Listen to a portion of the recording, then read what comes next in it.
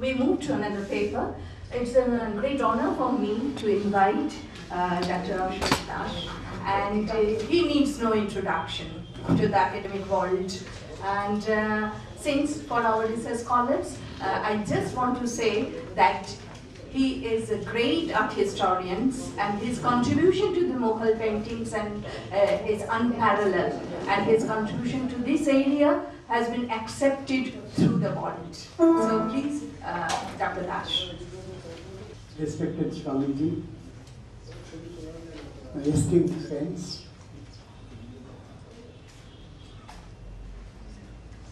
now I am given the task of transporting you to a totally different world, and that too at a time which is really the time for lunch break, when people are a little impatient, a time dreaded by all speakers. Nevertheless, when Dr. Vatsyayan was planning, this part of the volume, she very much intended that the section on Mughal painting should be placed in its proper perspective in the history and development of the miniature tradition of India. Unfortunately, most of our studies on cultural heritage, ends before the Mughals, because it's often thought that, well, this belongs to a culture which was not totally indigenous. My purpose here would be just to present the Mughal painting in its true perspective, saying that what Emperor Akbar tried to do was not importing a totally alien tradition in Indian soil. But what he was trying to do was, of course, because the court culture was totally different, the language was different, the religious practice was different. So, how to integrate the entire prevailing traditions into one, and that would last, or that would give a new impetus, and also that would help to establish a new tradition. And the fact that the Mughal miniature tradition was elevated, for the next 200-300 years on Indian soil at different parts of the country, and a totally different kind of miniature tradition based on earlier traditions was established. That shows the success of Akbar's scheme. Now, since this is a very vast field, I have spent all my life in the study of Mughal painting. And the thought that I am trying to present with the help of a few slides is slightly different, to put them in a proper perspective. What Akbar found, what Akbar brought with him, what he tried to create, and how these things ultimately continued and became a part and parcel of Indian culture. So first, the study of the importance of Mughal art and culture is not very well understood, but it has got the same or similar importance as the study of Ajanta, the cave paintings of Ajanta, or the developments that happened at Nalanda, or the Gupta traditions of Mathura and Sarnath, and or the Pallava creations of Mahabalipuram, or the Chola great masterpieces at Tanjavur, etc., which has got far-reaching connotations and impact on the development of succeeding sculptural, architectural, religious, and artistic traditions in different periods. So what Akbar found was that, and Dr. Vatsyayan very much wanted to procure Mughal paintings or images of Mughal paintings. She started at a time when digital imagery was not so easily available. We had all to depend upon slides and other paintings. But in the Indira Gandhi National Centers, he wanted to build up a repertoire of all available slides of Mughal painting collected from different collections spread throughout the world. But unfortunately, that task could not be done. And also, whatever Mughal manuscripts are preserved in Indian collections there have also not been properly studied, published, or understood. This is a great pity because of various reasons. Anyway, first of all, I will try to say that what Akbar found when, the painting studios that he inherited from his father Humayun was re-established after he came to the throne in 1556, was that there were 3 or 4 very great Iranian painters who came with Humayun.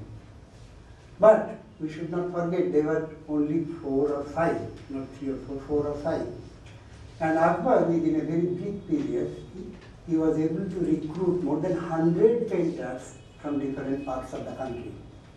And we know that because he established the custom of recording the names of most of the participants, most of the designers and painters. That's why we are very lucky to know that many of these painters came from Gujarat, came from Gwalior, came from Lahore, Kashmir, and other parts of the country. So those handful of Iranian masters were first of all assisted, and then ultimately within a short time they also became great masters. Now, what was the type or style of painting that these painters from Gwalior or Gujarat or Lahore or Kashmir brought with them? So there was a long, we should not forget that Akbar was not the first Islamic king who patronized painting. Muslims were present in India for almost 500 years by that time.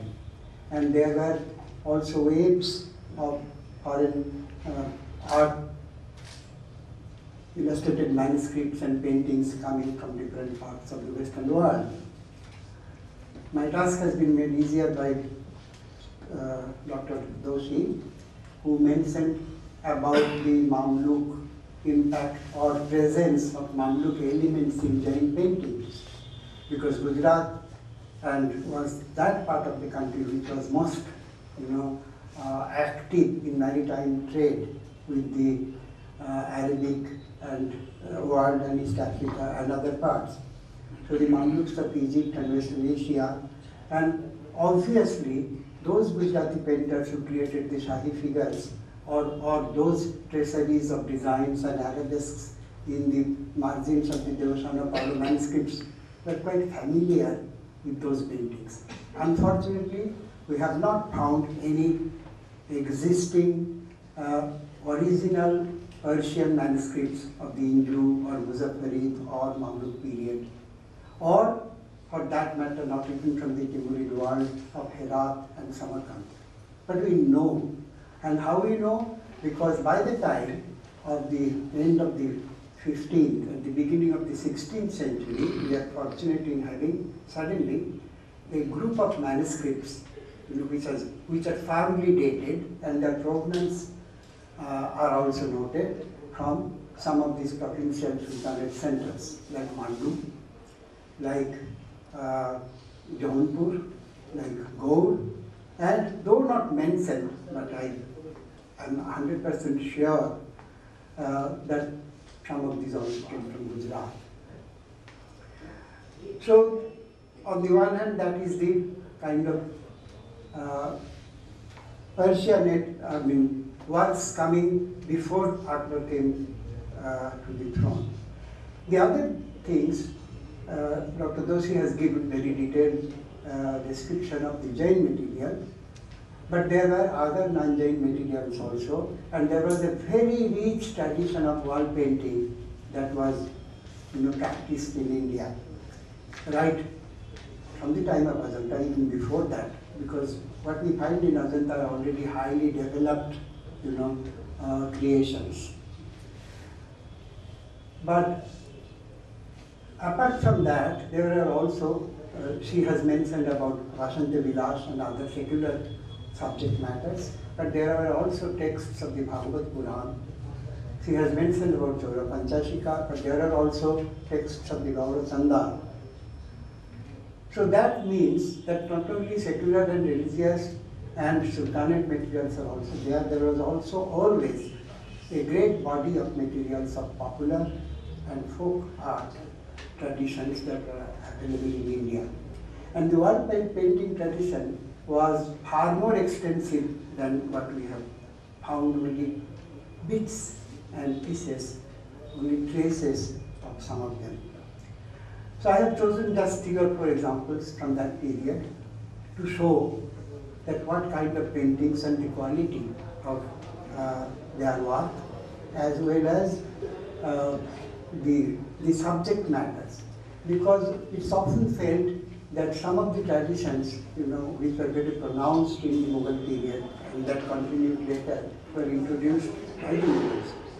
Well, the Mughals definitely improved upon what was available, but there was already a large body of material available in India. And that's what I would like to just point out, because this will be just an exploratory thing, and I will just give you the outline. I will show you some slides. So this is the one, of course, very well known to all of you. It has got virtually no relevance in the study of Mughal painting as such. But this is, I have deliberately chosen this particular slide only to show the capability of the Indian artists to create portrait-like figures, expressive and technically, absolutely accomplished and rising to the utmost superiority. And this is the kind of style that traveled not only in different parts of India, but also to Afghanistan, and from Afghanistan to Central Asia, and Central Asia to other parts of the Far East, like Mongolia, Korea, and even China and Japan. Now, and from other parts of India, of course, it traveled to Southeast Asia as well. The next one is also not unknown to you, because this is one of the very important details of the wall paintings at the Brihadeshwara temple in Tanjavur.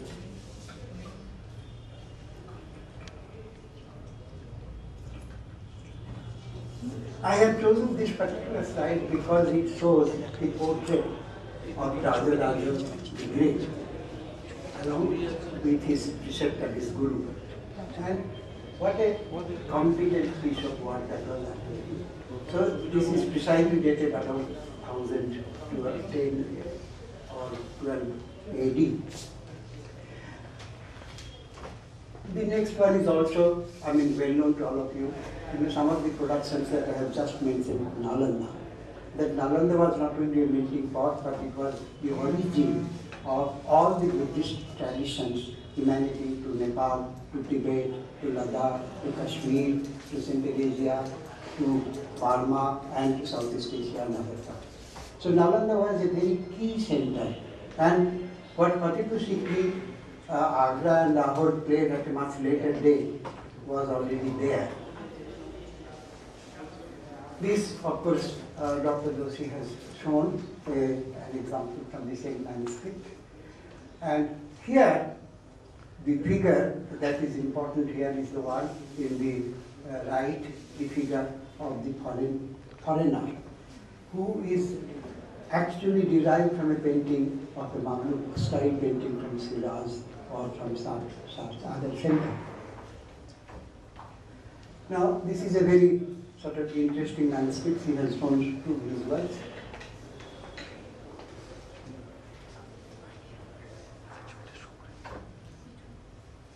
Which one?